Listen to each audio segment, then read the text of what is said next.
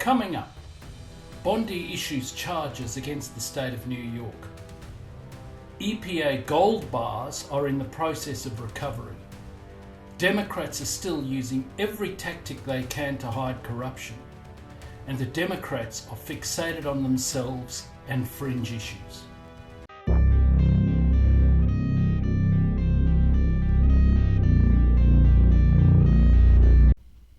Attorney General Pam Bondi charges New York. We're here today because we have filed charges against the state of New York. We have filed charges against Kathy Hochul. We have filed charges against Letitia James and Mark Schroeder, who is with DMV. This is a new DOJ, and we are taking steps to protect Americans, American citizens, and angel moms, like the mom standing right behind me, who you're going to hear from in a moment. New York has chosen to prioritize illegal aliens over American citizens. It stops today. Charges have been laid against New York State and certain of their elected politicians. As I stated yesterday, Democrats are prioritizing illegal aliens over American citizens, and that is utterly shameful. Law professor Jonathan Turley explains how this process goes in New York. It's called a tip-off provision, so that an unlawful immigrant is told whether the federal authorities have inquired about your status. And the federal officials are saying, well, what gives with that? You know, you're basically giving a tip-off to someone that we're trying to apprehend. They have an illegal alien tip line here, so the feds can't find these guys? Is that what you're telling me? Turley states that under New York law, state officials will tip off illegal aliens when federal authorities, either the ICE or DOJ, are accessing these individuals' details. Now think about this for a moment. How would you personally be dealt with by the police if you tipped off a murderer that the police had accessed their details and might be coming for them? You would be prosecuted as an accessory after the fact. Yet the state of New York believes this is acceptable behavior in the case of illegal aliens. If you enjoyed this content, please like, share and subscribe. Then we have an ex-EPA official talking about corruption as insurance against Trump getting into office. Now it's just how to get the money out as fast as possible before they come in and stop it. It truly feels like we're on the Titanic and we're throwing gold bars off the top hatch. Who are the gold bars going to? Nonprofits, states, tribes. We gave them the money because it was harder. If it was a government-run program, they could take the money away if Trump won, and because it was a insurance policy against Trump winning. This was video from a couple of months ago that I released at the time. Basically, it highlights the corrupt behavior of the Biden administration in trying to subvert a subsequent administration, in this case Trump, from fulfilling their agenda. Basically, it is the equivalent of laying landmines in your garden just prior to settlement and selling your house. In this case, it is about money being thrown to NGOs, so the money is not in direct line of sight. EPA Administrator Lee Zeldin on this. An extremely disturbing video circulated 2 months ago featuring a Biden EPA political appointee talking about how they were tossing gold bars off the Titanic, rushing to get billions of your tax dollars out the door before Inauguration Day. The gold bars were tax dollars, and tossing them off the Titanic meant the Biden administration knew they were wasting it. Following this revelation, during my meetings with members of Congress, I made a very important commitment to them and to the American people, which I reiterated at my confirmation hearing that if confirmed, I would immediately get a full accounting. Fortunately, my awesome team at EPA has found the gold bars.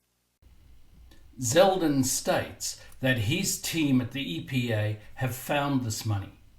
Zeldin continues. Tax dollars were parked at an outside financial institution by the Biden EPA. This scheme was the first of its kind in EPA history, and it was purposely designed to obligate all of the money in a rush job with reduced oversight. Even further, this pot of $20 billion was awarded to just 8 entities that were then responsible for doling out your money to NGOs and others at their discretion with far less transparency. Just under $7 billion was sent to one entity called the Climate United Fund. The money was basically parked at a bank. It was $20 billion.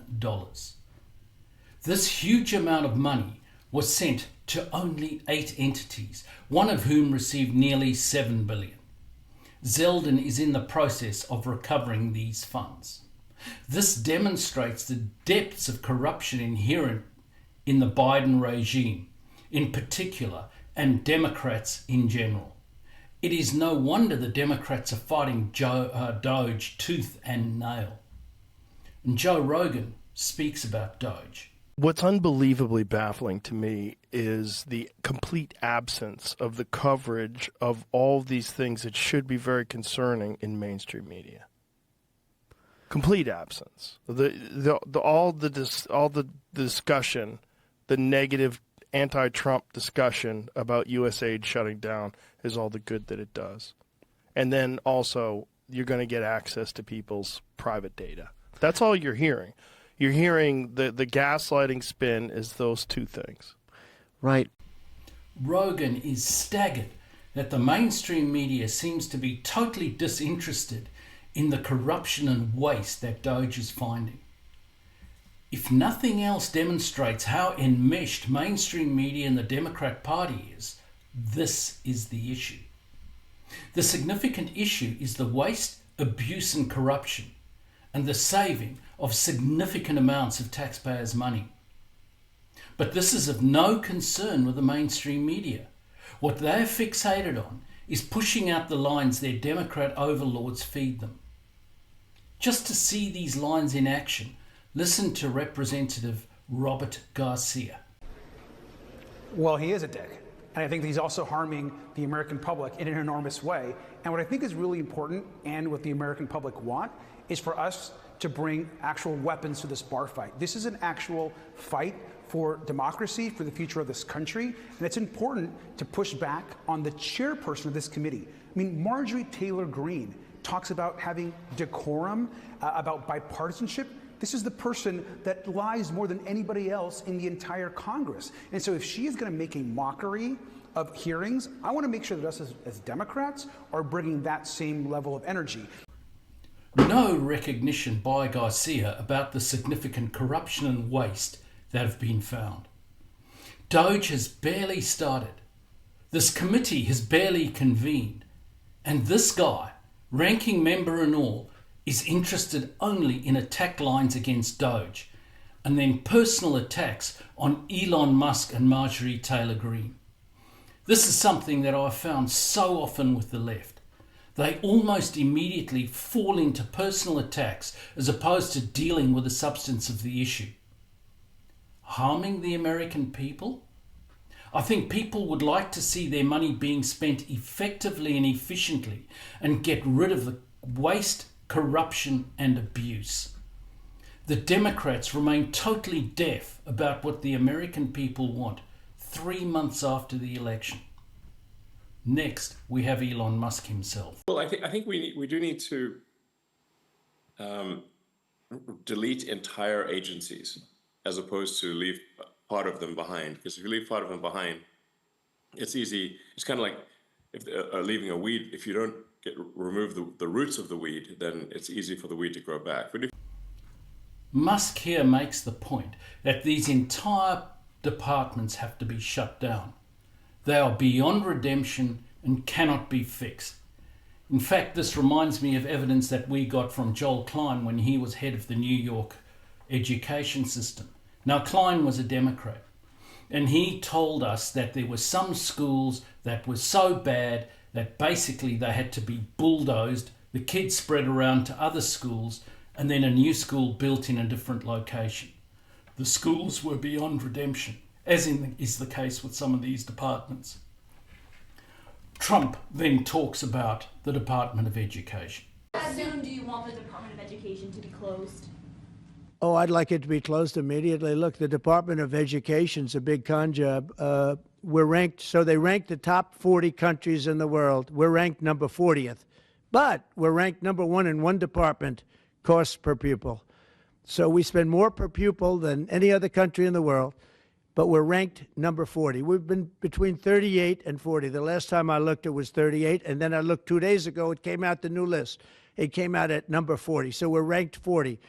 Norway, Denmark, Sweden, I hate to say it, China, as big as it is, it's ranked in the top 5, and that's a primary competitor. We're ranked number 40. So if we're ranked number 40, that means something's really wrong, right? And I say send it back to Iowa, to Idaho, to... What Trump talks about in terms of education in the United States is common in the Anglosphere. Way too much money is being spent for far inferior educational outcomes. Instead, very left-wing education departments are more concerned with promoting essentially Marxist ideology, such as issues of equity and critical race theory, and other causes not essential to educational achievement. People need to remember that there was not always a federal education department. Educational performance was far superior then compared with what it is now. Trump continues about corruption and waste. And that's only one form of corruption.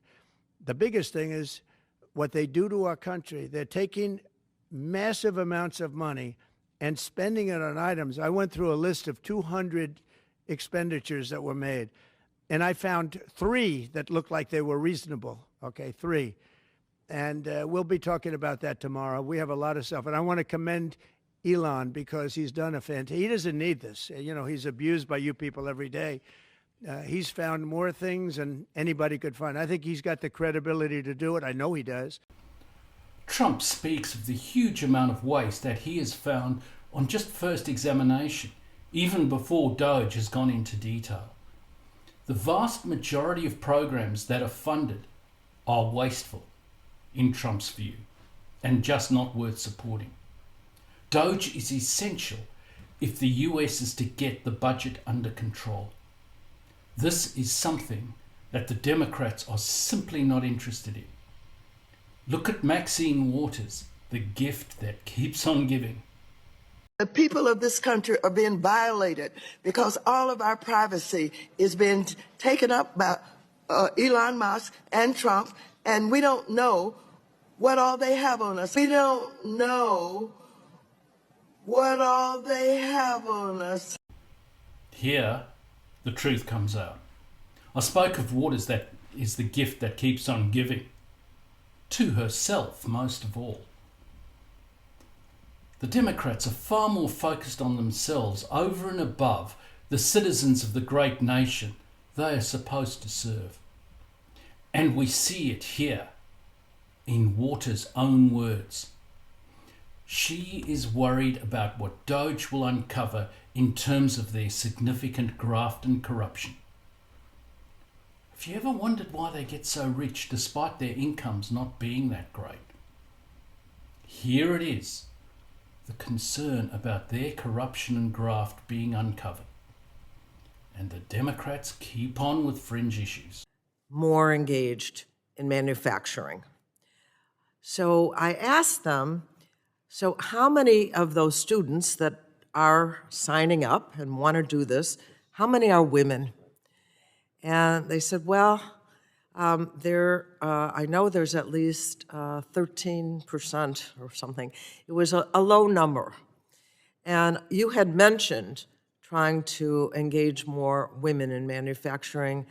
I'm just wondering if just the name manufacturing sounds like a guy. Oh, so apparently the reason that women aren't that involved in manufacturing is because there are 3 letters, M-A-N, in the name of manufacturing. Well, Mrs. Shakovsky, I hate to tell you this in case you didn't realize it, But Sesame Street brings you the letters M-A-N that are in woman as well. At least she is talking about females in positions other than C-suite or politics. And then we have Trump's effectiveness on foreign policy. The ceasefire had been at real risk of collapsing this weekend. Earlier in the week, Hamas released a statement saying that they wouldn't release the 3 hostages this weekend as planned because of a number of violations that they accused Israel of carrying out. And then we had a statement from Donald Trump who said all hostages must be released by midday on Saturday, otherwise all hell will break loose. And then following that, Benjamin Netanyahu met with his security cabinet and they came out and said they're putting IDF forces on high readiness to resume the fighting in Gaza, and unless Hamas does release the hostages, the fighting, the war, will resume in Gaza. So the mediators, particularly focused around Cairo, have been trying to work a way through this. There's been a lot of talks going on behind the scenes. It looks like they've been successful. Once again, Trump threatening all hell raining down on Hamas and Gaza has brought almost immediate results yet again. And for those that think it is only Hamas and not the majority of the Palestinian people that think like this, have a look at these Palestinian so-called healthcare workers, nurses, in the Australian healthcare system. A question though. All right, for sure. I have a question though. I have a question. Let's say an Israeli, God forbid. I won't treat them. I'll kill them. You'll kill them? So if an Israeli is in Australia and God forbid something happened to him, and he comes to your hospital, would you kill him? Okay, you have no idea how many Israeli Khara dog came to this hospital and I sent him to Jahannam. I literally sent him to Jahannam. For real? So if just Jewish people comes there? This video was released by the Israeli influencer with regard to his discussion with these 2 cretins, who, for information, will never work in the Australian healthcare system again. Imagine being Israel, having people like this as neighbours. Do you still believe that the 2-state solution is viable? No wonder Egypt and Jordan, who originally owned Gaza and the West Bank, don't want to have a bar of the Palestinians. Now, what do you think of Trump's first 3 weeks in office? Please let me know in the comments below, and thanks for watching.